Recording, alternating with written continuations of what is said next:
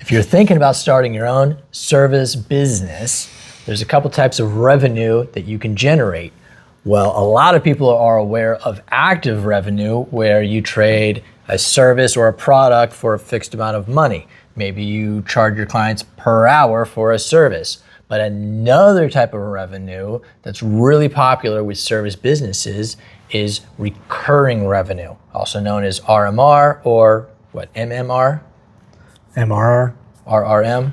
Yeah, anyway, there's it's acronyms. recurring, it's every month or sometimes billed annually. Hey, if this is your first time here, my name is Ken. This is my brother James. We are the Security Bros. Okay, so why is recurring revenue valuable? It increases your company's value.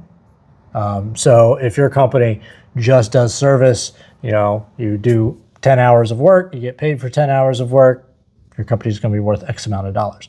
If you have recurring revenue with those customers, that typically is worth on a multiple scale. It increases your cash flow and it keeps you engaged with your customers. So if you have ongoing, say, subscriptions with your customers, there's going to be more back and forth with them. Typically, in our business, we do security systems. So if somebody has a subscription with us for a camera system, and we also offer to pull the footage for them.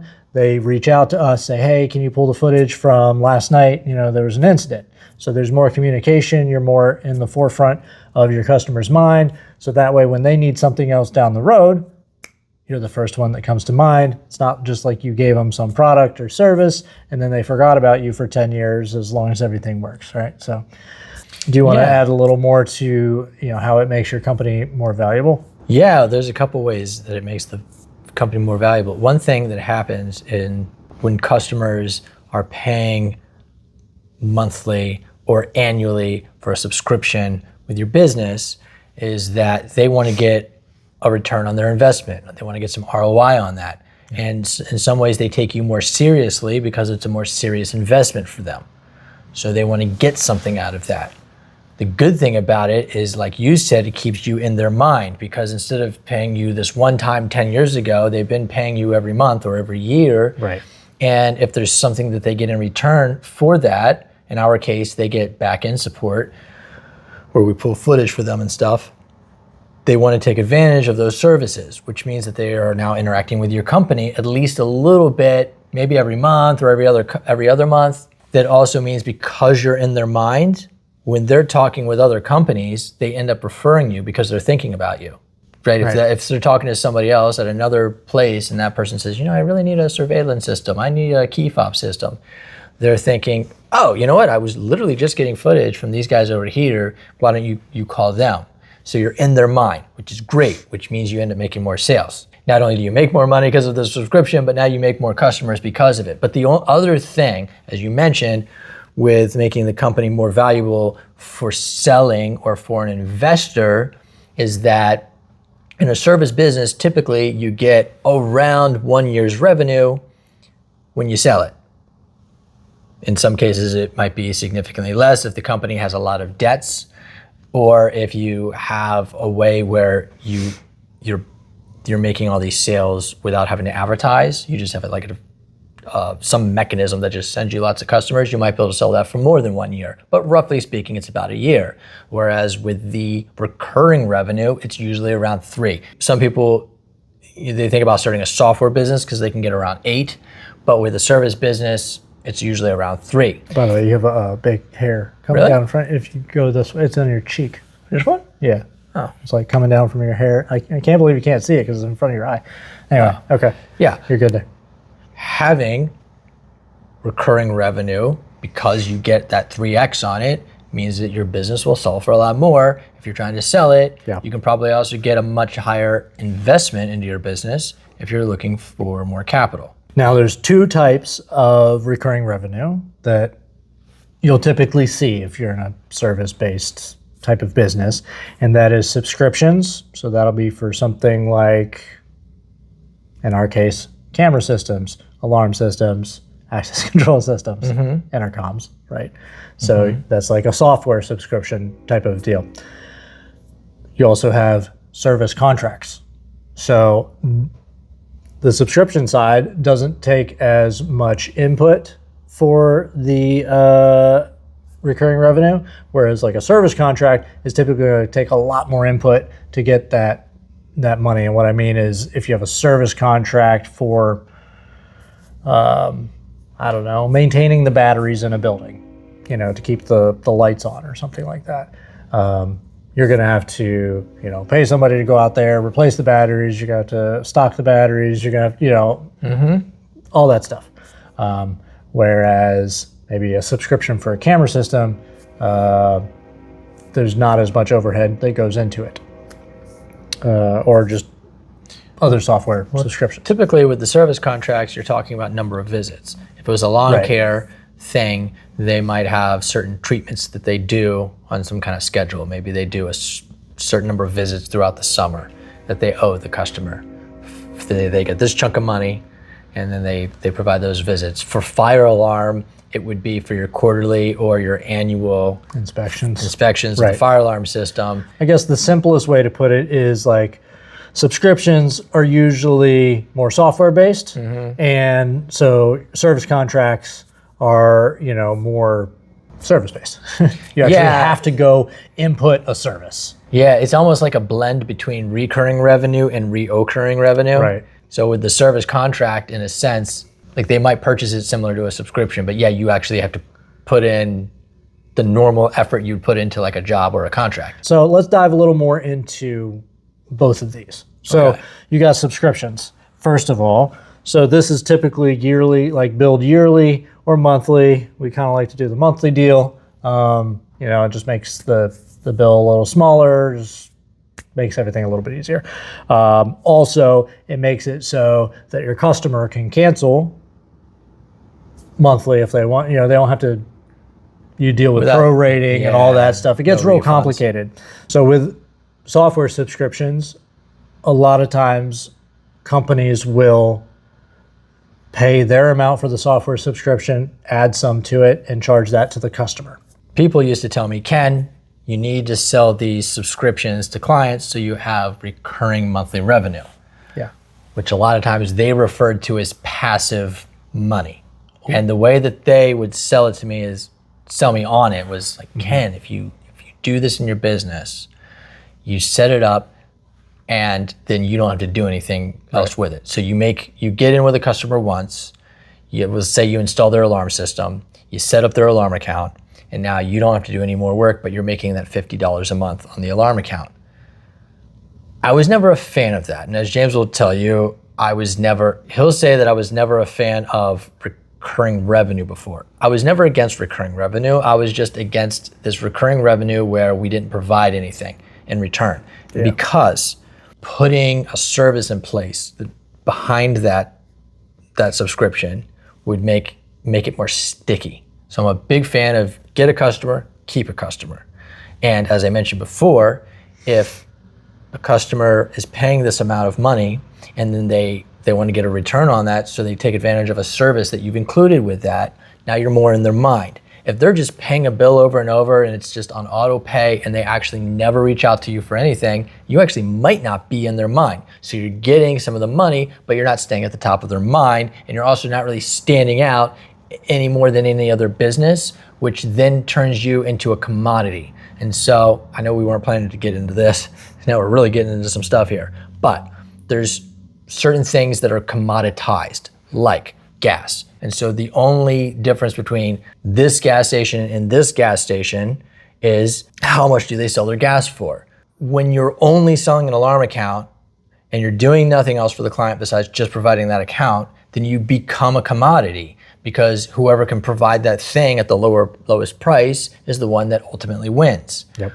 So you don't have a way to keep customers if there's somebody that comes in and beats you on price. Whereas if you de-commoditize your business, so people aren't buying into you strictly for price, then somebody else can't come in and sell the same thing at a lower price and win. They actually have to beat you on some other level. So for us, because we provide some of these things that other companies can provide, but we attached a service behind them, and we had to build that out. which meant I literally had to go set up a whole office and hire people and train them, trial and error, work out business processes, how we're going to make this all work. I spent years building that out. So another company can't come in and really quickly just beat us on price because they can't beat that mechanism that I set up, not without doing the work themselves.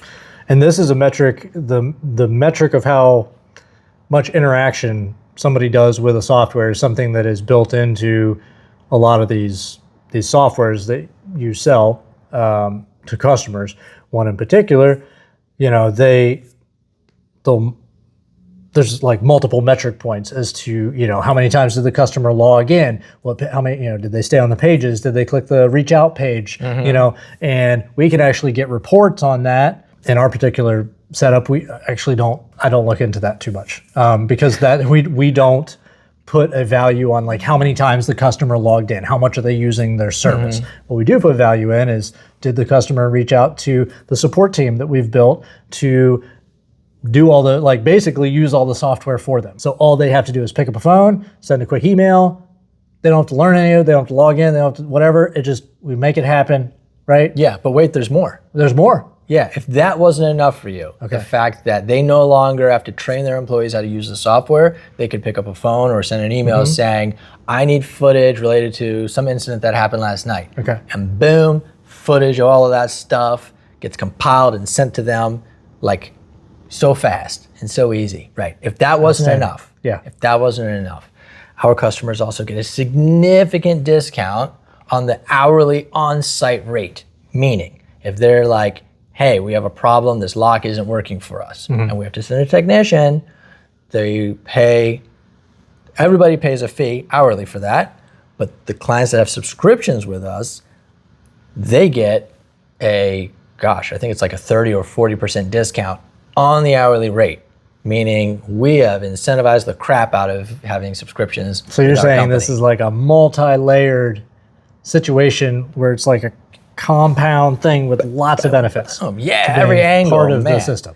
Right, they're highly incentivized to come on board and stay on board. So service contracts. So service contracts for a service-based business is typically where you're going to encompass like scheduled maintenance or to guarantee a certain level of service, i.e., say you're a fire alarm company and the service contract states that if I have an issue with the fire alarm system, I will have we'll have a technician there within 1 or 2 hours or whatever the case may be. So it guarantees certain things. 4 to 8 hours would be more typical, by the way. 1 to 2 hours in our area, no way. Well, you might be sitting in traffic for 2 hours if you leave now. So calm down. I'm just saying. He's throwing numbers out there, giving you ideas. I'm just saying service contracts guarantee levels of service. They do. So they probably wouldn't sell that particular level of service. Anyways, it requires a higher level of input to provide, money to your business, like actually sending a technician to the site. So we kind of already talked about this. You just need to, what do you say? You like to infer. No, I'm saying they might infer. In another video, I said that I don't provide advice. I know, and I was just like, you need to do this. And I don't provide advice, but it might surprise you because I do have opinions on things. Yeah. And so people may infer advice from it. But now you're trying to say that I infer. No. I'm not sneakiness here. People might make assumptions for themselves. I know, but now you got me thinking, catching myself saying, you need to do this. Well, that's your style. It is my style. That's your management style. I see value in looking for the right time to add certain pieces to your business. Well, that's what you need to do. That's what you need to do. We're switching roles. So, maybe right now is not the right time to have service contracts. Maybe it's something you do down the line. But now we know what these things are. The last thing I have to say about all this is when it comes to contracts, don't lock your customers in. If your product or your service is as good as it should be, you shouldn't have to trap your customers with like a 5-year service contract. Your customer, like your wife, will hopefully want to stay with you for the whole time, assuming you're giving them the value and service that they crave. So Yep. That being said, You know, if they want to move on to some other company, then let them move on. That's why like month to month works, because you don't have to worry about like prorating for the next 6 months of the year. Assuming you're doing a great job, your churn shouldn't be that bad. The nice thing about charging annually up front is that you get the money once, and then you don't have to worry about billing the customer again for 12 months. That is nice. If they tend to be late now and then you find yourself asking, do I need to turn off the customer's software and then turn it back on, and you know, all that. So I can see why Yes. companies like to do the annual thing. However, if you have customers that pay their bills and you avoid the prorating and the sending money back if they cancel whatever this month. Right now, that's how we like to do it. We've had this problem. We've had this problem. And you're gonna have you have your troubles either way. Yeah. And you pick this problem that you want to solve, and then you kind of just work out all the things that have to do with that. we're a fan of not solving problems that aren't problems for the majority of cases. Don't go and be like, well, we're gonna make everyone get signed into contracts and like have this whole contract thing going on, when like the rest of your customers were just paying their bill, they were happy to stay, everyone was great. Don't add complexity to the system based on like one or two bad customers that just aren't paying their bills. Just don't like fire those customers and treat the good ones good. Yeah, you need to fire those customers. Yeah. And you know what else they need to do? What do they need to do? Thumbs up so we know, and share so their friends know. Yeah. Well, speaking of which, that's a great idea. Why don't you give your thumbs up, hit the like button so we know, and share it so your friends know. Bye.